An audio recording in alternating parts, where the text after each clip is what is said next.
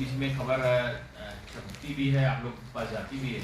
तो 26 नवंबर को हमारा जो है दीक्षांत समारोह, वास्तव में किसी भी संस्था का दीक्षांत समारोह वर्ष भर में जो जैसे कहते हैं ना कि एक उत्सव का कार्यक्रम हो, इसको हम बड़े सभी हमारे शिक्षक बंधु, हमारे से जुड़े हुए सभी जितने भी इकाइयां हैं, हमारे महाविद्यालय हैं, हर एक व्यक्ति इसको बड़े जैसे कहते हैं गौरवपूर्ण क्षण मानता है और मानता है कि ये जीवन में ऐसा अवसर मिले। तो वो हमारे बीच में संयोग से इस वर्ष भी अभी हम लोगों ने इससे पहले चतुर्थ किया था, पंचम दीक्षांत समारोह आयोजित होने वाला है। इस दीक्षांत समारोह का सबसे बड़ी विशेषता ये है कि मौसम बहुत अच्छा है। तो आप लोग भी पिछले बार आए होंगे तो थोड़ा तकलीफ में रहे होंगे, इस बार मौसम अच्छा है तो सब अच्छा है, क्योंकि जब क्लाइमेट साथ देता है तो प्रकृति साथ देती तो सब आनंद आता है। तो ये मुख्य बात है। उसमें ऐसे मुख्य अतिथि के बारे में बताना चाहेंगे जो हरमेंद्र सिंह बेदी जी। ये हरमहेंद्र सिंह बेदी जी जो है, आप इस समय जो वर्तमान में हिमाचल प्रदेश के जो केंद्रीय विश्वविद्यालय धर्मशाला में है उसके कुलाधिपति होते हैं। सेंट्रल यूनिवर्सिटी में कुलाधिपति का कॉन्सेप्ट होता है, वो उसके कुलाधिपति हैं। और आप पूर्व में भारतीय सामाजिक विज्ञान अनुसंधान परिषद, शिक्षा मंत्रालय, भारत सरकार, साथ में आप जो है इसके जो सीनेट सदस्य और परिषद सदस्य रहे पंजाब विश्वविद्यालय चंडीगढ़ के, महात्मा गांधी जो अंतर्राष्ट्रीय हिंदी विश्वविद्यालय वर्धा में है उसके हिंदी सलाहकार और सूचना और प्रसारण मंत्रालय भारत सरकार एवं अल्पसंख्यक शिक्षा संबंधी राष्ट्रीय निगरानी समिति भारत सरकार के सदस्य के रूप में भी सेवाएं दिए हुए। बेदी सर को जो है 2017 में सेवी पुरस्कार, 2004 में पंजाब सरकार द्वारा शिरोमणि हिंदी साहित्यकार पुरस्कार, 2018 में हिंदी भाषा के क्षेत्र में उनकी योगदान के लिए राजभाषा विभाग भारत सरकार द्वारा राजभाषा पुरस्कार भी प्रदत्त हुआ है। डॉक्टर बेदी को सबसे बड़ी बात है जो एक बड़ा सम्मान होता है देश राष्ट्रीय स्तर का, आप सबको ध्यान ही होगा, पद्म श्री सम्मान से आप सम्मानित हैं 2022 में। तो ये बड़ा एक अच्छा, सबसे बड़ी बात इनकी ये है कि उसमें नहीं लिखा है कि आप जो है जो पंजाबी साहित्य, क्योंकि देखिए हमारा देश बड़ा विविधताओं वाला देश, सब एक दूसरे से जुड़े भी हैं, लेकिन क्या है हम समझ नहीं पाते। जैसे हमारा तमिलनाडु में जाएंगे तेलुगु बोला जाता है, मलयालम बोला जाता है, कन्नड़ बोला जाता है, लेकिन फिर भी वो हम लोग एक देश में कैसे अच्छे से रहते हैं। तो कुछ ना कुछ ऐसा सूत्र अंदर चलता है, उस सूत्र के बनाने वाले हमारे लिए बहुत इंपॉर्टेंट, जो सूत्र को रचना किए हैं या उस सूत्र के लिए काम करते हैं। जैसे उन भाषाओं में उन विचारों को, जैसे आप कहें कि हमारे जो राष्ट्रीय ग्रंथ हैं या हमारे जो कह सकते हैं कि तमाम प्रकार के समाज को मार्गदर्शित करने वाले, चाहे वो वेद के रूप में हो, चाहे उपनिषद के रूप में, चाहे और इन भाषाओं को दूसरे जगहों में पहुंचाने का काम ये साहित्यकार ही बहुत अच्छे से करते हैं। तो इनका बहुत अच्छा ये है कि पंजाब में जो पंजाबी भाषा में जो है हिंदी साहित्य को पंजाबी भाषा में अनुवाद करने का बहुत अच्छा इनका है। और यही नहीं, इन्होंने विदेश में बहुत यात्रा की, किस विषय को लेकर, हिंदी विषय को लेकर और पंजाबी विषय को लेकर, इसमें बहुत सारी यात्राएं भी की। कह सकते हैं कि अपनी पहचान भी है और साथ में कुलाधिपति भी हैं। तो एक सेंट्रल यूनिवर्सिटी कुलाधिपति होना भी एक सम्मान का विषय है। तो ये हमारे लिए जो है कि बार मुख्य अतिथि के नाते महामहिम ने जो गवर्नर मैडम है उन्होंने इनका नाम स्वीकृत किया है, तो ये हमारे बीच में रहने वाले हैं मुख्य अतिथि के नाते। साथ में हमारे अति विशिष्ट अतिथि या जो उपमान जोड़ना चाहें, लेकिन हम लोग उसको विशिष्ट अतिथि कहते हैं। तो हमारे बीच में योगेंद्र उपाध्याय जी उत्तर प्रदेश सरकार के जो शिक्षा मंत्री भी हैं, साथ में जो है शिक्षा विज्ञान प्रौद्योगिकी मंत्री का भी दायित्व निर्वहन कर रहे हैं, शिक्षा के साथ साथ ये भी कर रहे हैं। तो आप जो है हमारे बीच में विशिष्ट अतिथि के नाते रहने वाले।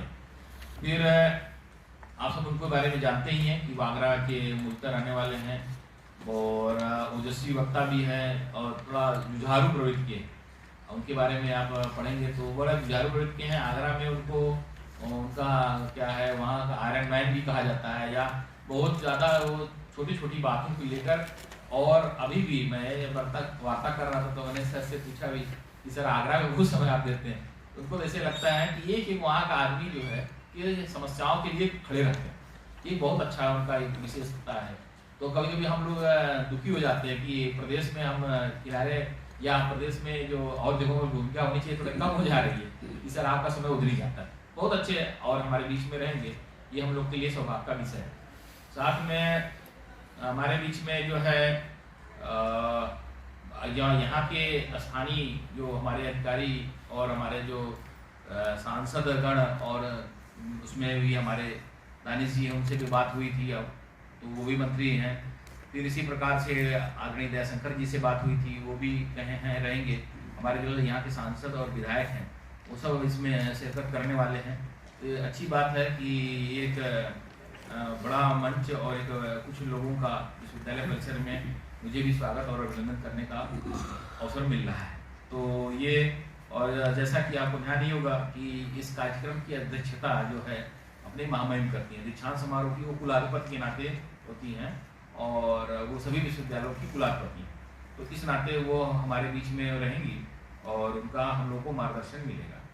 एक और बड़ी महत्वपूर्ण बात इसमें ये है कि शायद इस विश्वविद्यालय के लिए गौरव का पल है कि सरकार की योजना से ऐसा नहीं जहाँ बैठे हैं ये पूर्व में संरचना थी, इसको ठीक किया गया, लेकिन नया कंस्ट्रक्शन के रूप में नवनिर्मित कुछ निर्माण मिले सरकार की योजना से, वो हमको मिल रहा है। और वो हमारे सबसे बड़ी बात है कि वो बहनों के लिए मिल रहा है। ये और बड़ा जुड़ने वाली बात है कि हमारे लिए नहीं, हमारे बैठने के लिए नहीं, हमारे बहनों के रहने के लिए, और वो भी पूरी बहनों के लिए, सामान्य बहनों के लिए नहीं है।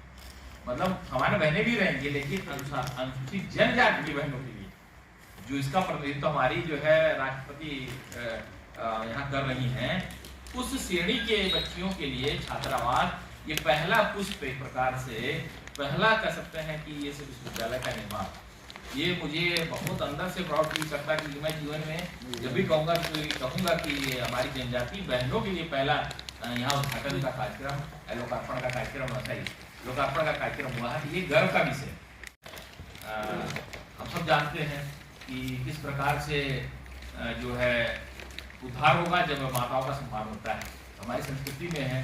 तो निश्चित रूप से इसके कारण से हमारा विश्वविद्यालय अब अनवरत आगे बढ़ेगा, ये हम लोगों को इसके बाद से थोड़ा विश्वास भी जगा है।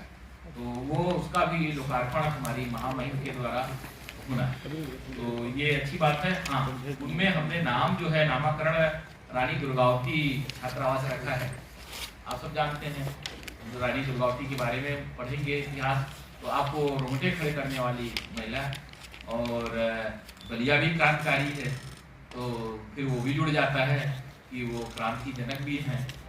एक उस संवर्ग से भी बिलॉन्ग करती है, एक बड़े चंदेल परिवार होते हुए भी गौड़ पर समाज में जाना उनके लिए किस प्रकार से अकबर के साथ और उनके साथ, तो रानी दुर्गावती मुझे लगता था कि ये बहुत सुटेबल नाम हमारे कार्य परिषद के सदस्यों ने स्वीकृति दी, तो बहुत अच्छा है।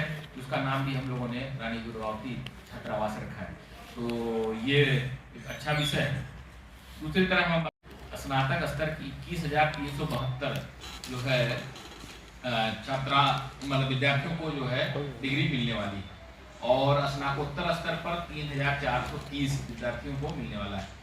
इसमें जब हम बात करते हैं तो क्योंकि अपने बीच में केवल एक मात्र शक्ति है, तो गर्व ये होता है कि हम लोग पिछड़ रहे हैं, पुरुष संवर्ग पिछड़ रहा है और हमारी ये बहनें निरंतर आगे बढ़ रही हैं। यहाँ भी कुछ ऐसा ही स्वरूप दिखता है।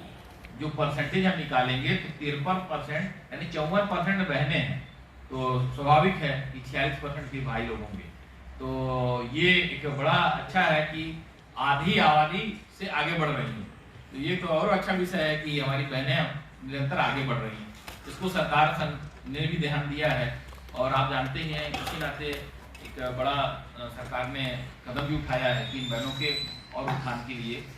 दूसरी तरफ ये भी बताना चाहेंगे, देखिए इसमें भी एक और कदम आगे बढ़ के हमारी बहनों ने किया, हमारी छात्राओं ने किया है, वो है ये इम्पोर्टेंट बात, इसमें 26 छात्राएं जो है गोल्ड मेडल में छात्राएं दुगने से ज्यादा है, 12 केवल छात्र हैं और 26 जो है छात्राएं 12-24 उससे आगे निकल गई, यानी दूसरे में अधिकार अपना बहनों ने जमाया है, हमारी बालिकाओं ने जमाया है। ये बहुत गर्व का भी विषय है कि किस प्रकार से जो है महिला समाज, कभी कभी आप लोग ध्यान देते होंगे, हम लोग भी देखते थे, आप लोग इसमें से बहुत सारे लोग मतलब सीनियर भी हैं, अभी नए उम्र के भी हैं, देखते थे उस समय जो हमारे उम्र के होंगे, हमारे आसपास के होंगे, वो देखते थे कि किस प्रकार से बहनों को पढ़ने की कितना बड़ा संकट था। यहाँ 16 किलोमीटर 20 किलोमीटर जाना पड़ता था, इंटर के बाद पढ़ने का कोई स्थान नहीं हुआ करता था, लेकिन अब स्थान भी दिया और उन लोगों ने स्थान बनाया भी। ये बहुत महत्वपूर्ण बात है, उन बहनों ने सम्मान बढ़ाया है। और ये सब बात जब करता हूँ तो मुझे वो जो चंद्रयान की घटना याद आने लगती है। उस समय जब बहनें, आप लोगों ने भी देखा होगा कि जब चंद्रयान का जब हो रहा था तो मुझे लग रहा था कि सब बहनें ही मिलके जो है चंद्रयान को वहाँ पहुँचा दी। उनका बाद में माननीय प्रधानमंत्री जी ने अलग से उनके साथ मिलना भी हुआ और संस्कृति का कितना ध्यान रखा था, कितनी संस्कृति का, वो अपनी संस्कृति, अपनी मूल, अपने स्व को पहचानते हुए आगे बढ़ना, वो और हम स्व से ही वहां पहुंच गए जो कभी कोई पहुंचा ही नहीं। तो ये निश्चित रूप से इस देश का, ये माटी का ही करामात है। तो ये बहनें हमारी आगे हो रही हैं। यही सब विषय थे, कुल हम 38 जो है गोल्ड मेडल इस बार दिए जाएंगे। एक विशेष बात उसमें उल्लेखनीय है इस बार कि इस बार